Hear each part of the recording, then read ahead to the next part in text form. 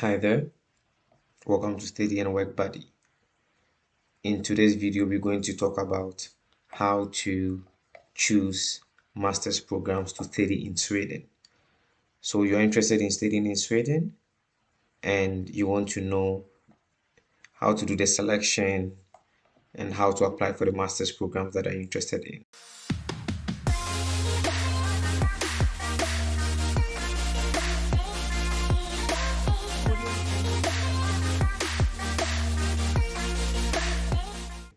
So if you did not know, admissions are already open. Admissions opened somewhere in the early part of October, and the application is going to end on 15th January. So there's quite some time. There's quite some time left. If you can speed up, you would make it. So how do you apply for Sweden? Well, the Swedish admissions system is such that all the universities are on a single portal for you to choose your master's programs from. All right, and that is on universityadmissions.se. So you go straight to universityadmissions.se, and at universityadmissions.se, the first thing you would have to do if you do not have one is to create an account. It's quite simple to create an account.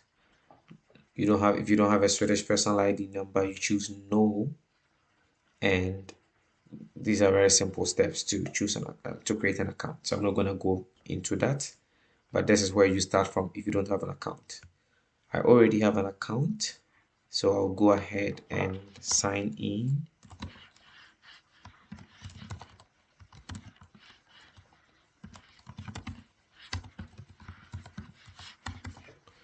All right, nice. Yes, so I'm in.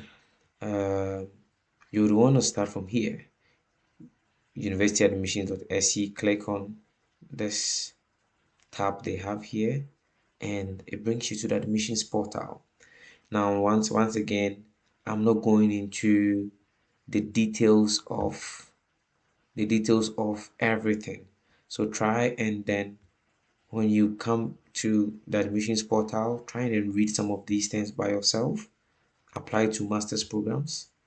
For instance, you can learn about some of the things I'm going to teach you here, but with more explanations, of course. And then you could read about there's so much that you can read about here, right? Try and then do that. Try and then read about entry requirements. If you're interested in bachelor's programs, you could do that. If you're interested in knowing the English language requirements, do you need an English proficiency letter, and so on and so forth. Check those ones out as well. All right, so do all the reading, spend a couple of hours diving in, and it's really going to help you. You might also want to look at the deadlines, right? So as I mentioned, admissions deadline is on 15th January. 15th January. Most international students apply for the first admissions round. There are no scholarships for second admissions round for international students, right? So you would always want to apply for the first admissions round. And in the first admissions round, the deadline is on 15th January. So you have quite some time. You have 1st January to pay your application fee, right? And by then you should have submitted all your supporting documents as well, right? So check these deadlines as well. And it's also good to check the frequently asked questions. Some of you have questions, and then it would be good to check them out at the frequently asked questions, so you don't sort of have to bother people about questions that you can easily have access to, right? So the FAQ is here, and then some of these questions are probably what you are also thinking about. All right, so let's dive straight into how to select the master's program that you want to study in Sweden. As I said, I'm going to try to make this video as short as possible, make it probably a 10-minute video. So we're going to have a part 2 and part 3, where if you're interested in knowing more about the application process, check out the part 2 and part 3 of this video coming up soon. All right. So assuming I'm interested in studying a master's program in marketing in Sweden, I would want to type a keyword like marketing here. All right. And you would want to choose programs and not courses. So the courses are sort of the individual subjects or the individual courses that you're going to take in each semester. And so you're not coming into you're not coming to Sweden to study a course, you're coming to study a program.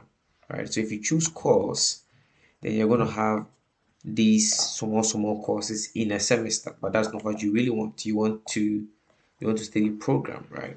So you're going to choose programs, right? And you have here several programs that you can do in marketing. Now these are mixed. This is a mixture of bachelor's and master's programs. So you want to filter this, and assuming you're interested in master's program, you want to filter it and select master's programs, and you also chose programs instead of courses, right? And if you're already in Sweden and then you're searching for some courses to do, go ahead and choose courses also. Yes, I don't have any university in mind, so I'm not going to filter by universities. I wouldn't also filter by subjects. I don't have any subject in mind.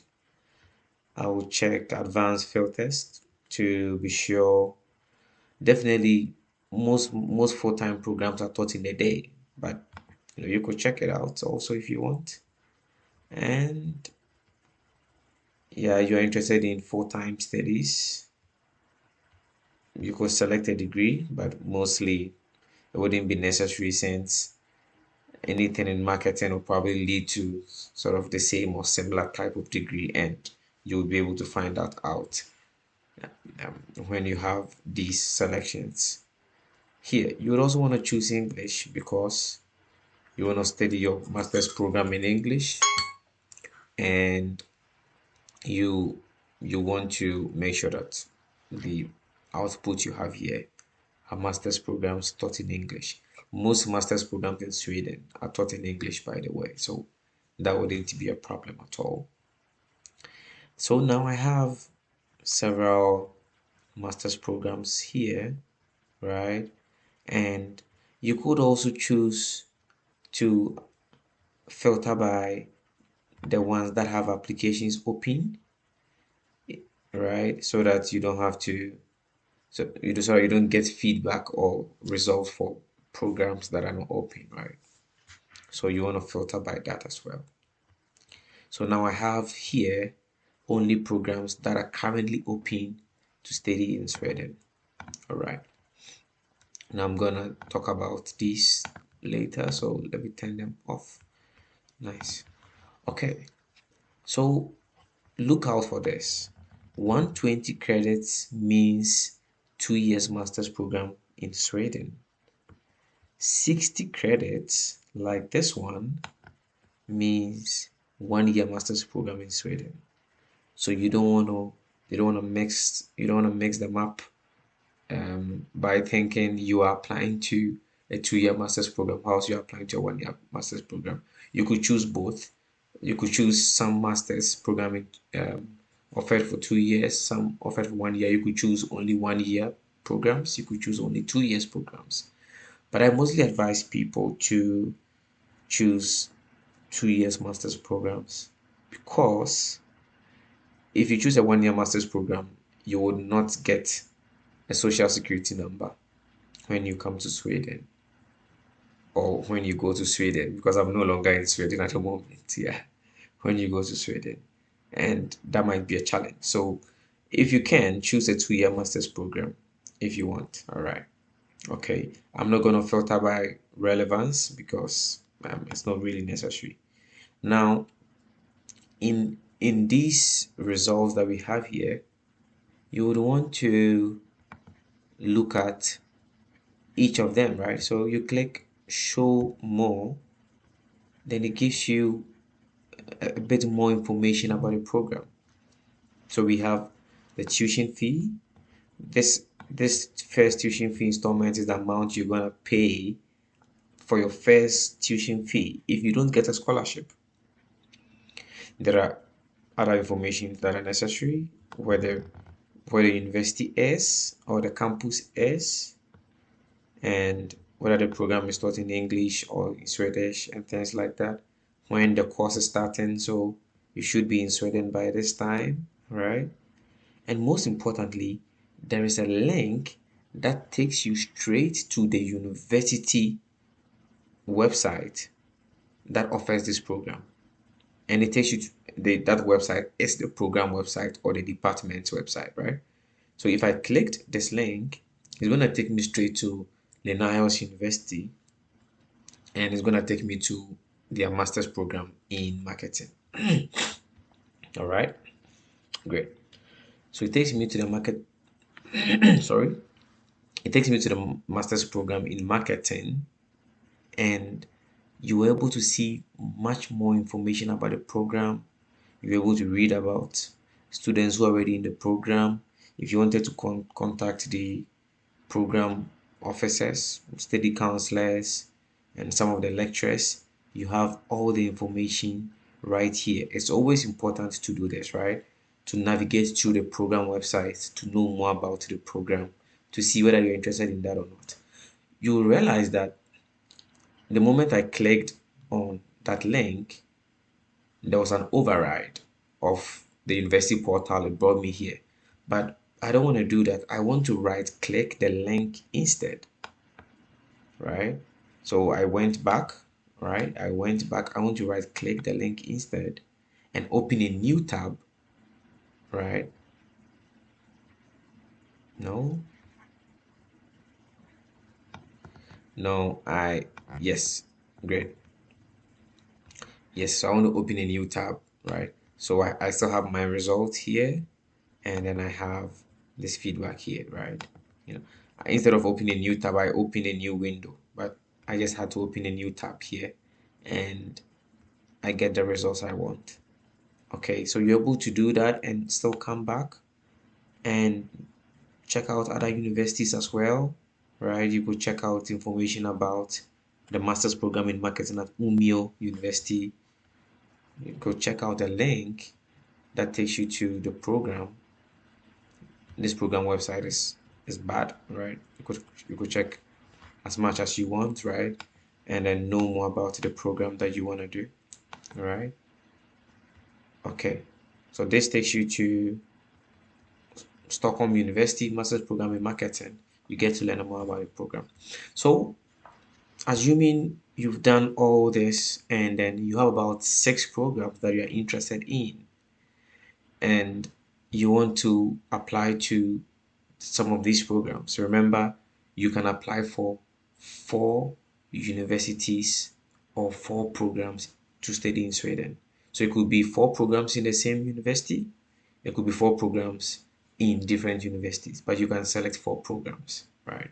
So I want to study marketing and I'm going to choose 4 different universities that I want. But for now, I think I'm interested in about 7 universities, and I'm feeling sleepy. I want to sleep and continue tomorrow.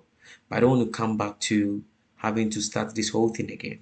So what you can do is you could select the program that you found interesting by clicking on this heart sign here, right? This love heart sign here. You could click on them for the program that you're interested in, and then it takes it to a selection so that the next time you log in, you don't have to do all this again. You go straight to the output that you generated and the favorites that you selected.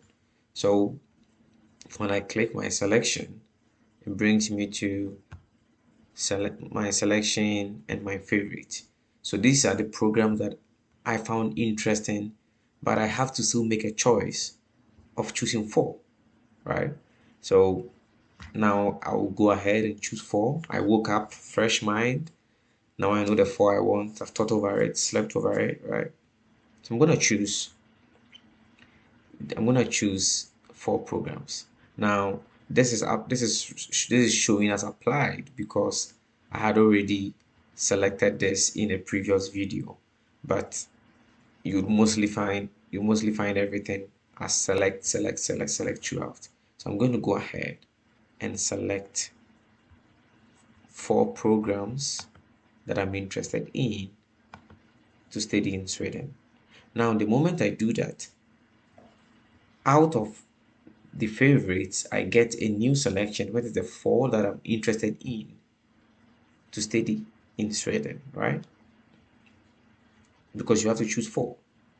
So I have these 4 here. So I have a favorite here, and I have the 4 that I'm interested in here.